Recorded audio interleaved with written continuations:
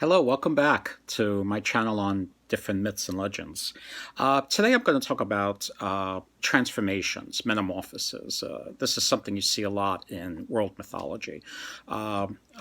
Usually gods and demigods usually have the ability to transform into different things, different beings, different animals at will. But the stories I'm going to tell are usually permanent transformations that certain people undergo permanently due to either a punishment or something they did or for whatever reason. To start with, in Greek mythology, there's a lot of metamorphoses that take place. For example, there's one whole book dedicated to metamorphoses, and it's called the Metamorphoses by Ovid. This is a Latin work, and it contains many Greek and Roman myths of metamorphoses, usually as punishment. The one I really like is, I'm going to give three examples in this video. The first is going to be from Greek mythology, and it's the story of Dryope.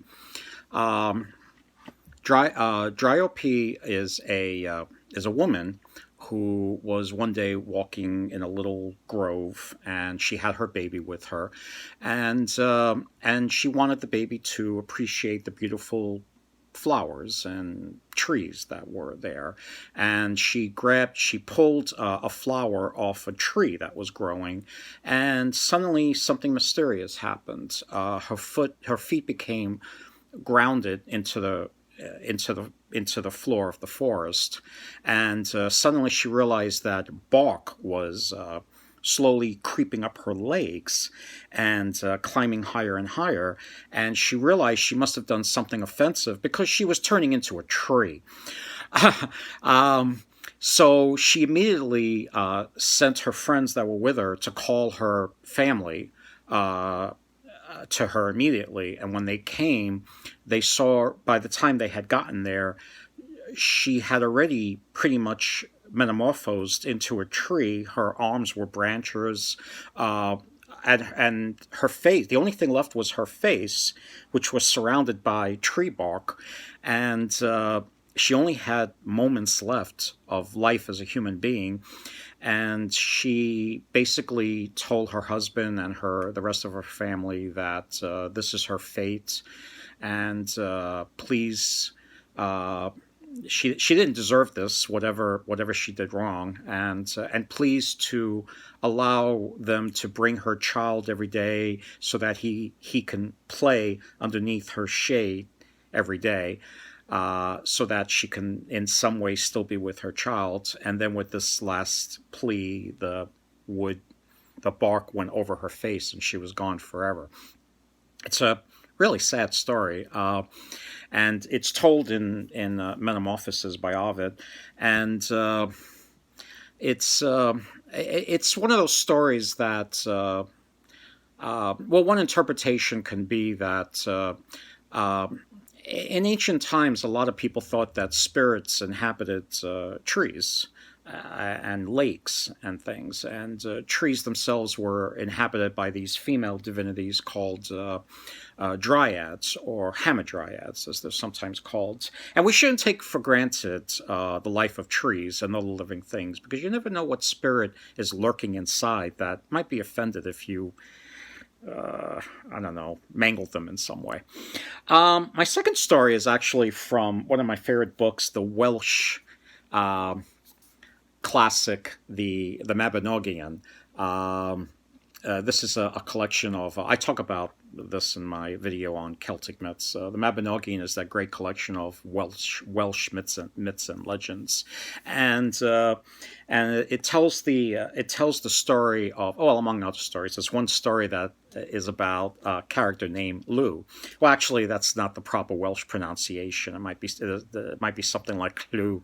The double L is like and it tells the story of Lugh and how Lugh was kind of cursed by his mother for various reasons. And one of the curses she laid on him was that he would never marry a woman. So Lugh was very close friends with, he had two guardians that always looked after him.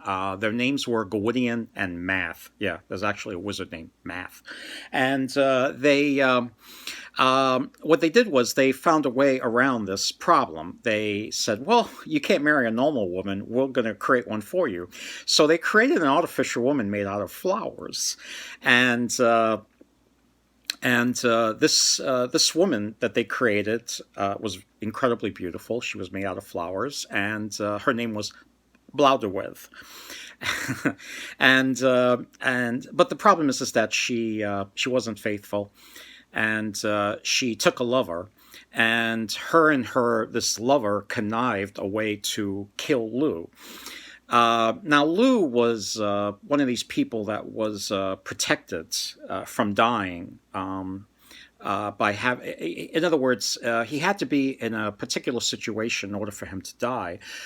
He had to be kind of indoors and outdoors at the same time, in a bath and out of a bath at the same time, and on a horse and off a horse at the same time. It's very strange, but the Celts have this very interesting view of things, that if you're in an in-between place, you're somehow vulnerable to attack. That's the whole basis of Halloween. It's between the old and the new year. According to the old Celtic calendar, Halloween is New Year's Day, and when you're in between the old and the new, weird things happen, which is why Halloween is kind of scary. This is the continuing that tradition. So she was one time in bed with Lou and said to him, "Oh, honey, I care about you so much. Why don't you tell me exactly how you can die?" And the idiot Lou believed her and said, "Oh, the only way to kill me is if you build a roofing over me, but there's no walls, and if you make a bath, and then next to the bath you put a horse, and I have to be under this roof with 1 foot on the back of a horse and 1 foot on the rim of the bath. And this is the only way you can kill me." So she says to him, "Well, can you show me that the next day?" And he said, "Yeah, sure." So he shows her that, and hiding in the bushes is her lover, and he hurls a spear at Lou, and he's wounded badly. But instead of dying, he turns into an eagle and he flies away.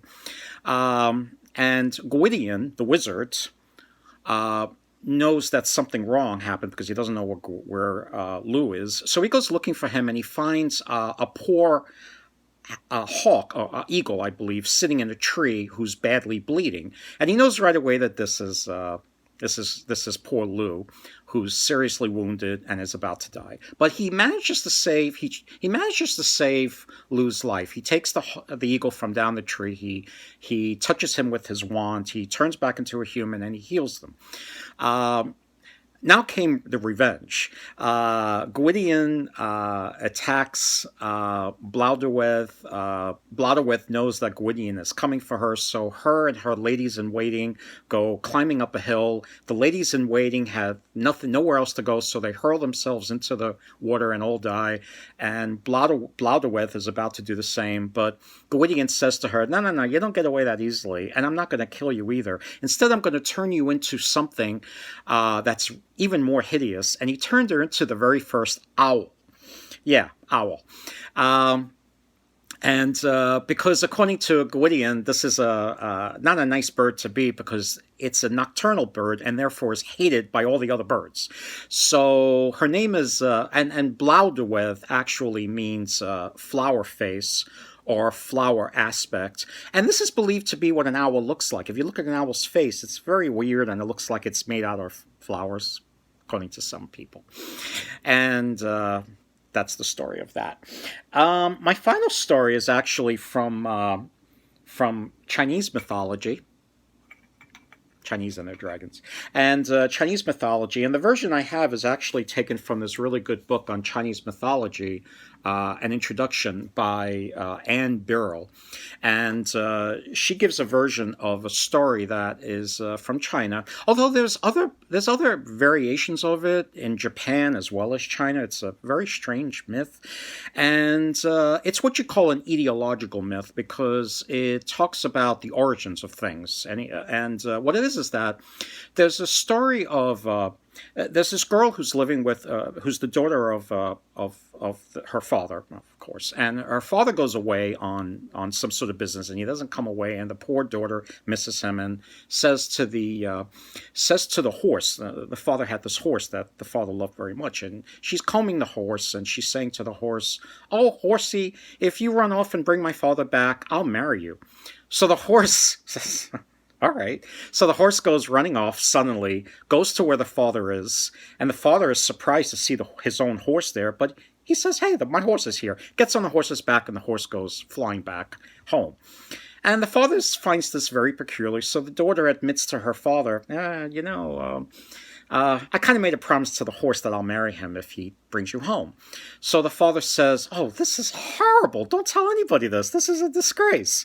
So if that's not enough, he winds up killing the poor horse because the horse had the audacity to think it could marry his daughter.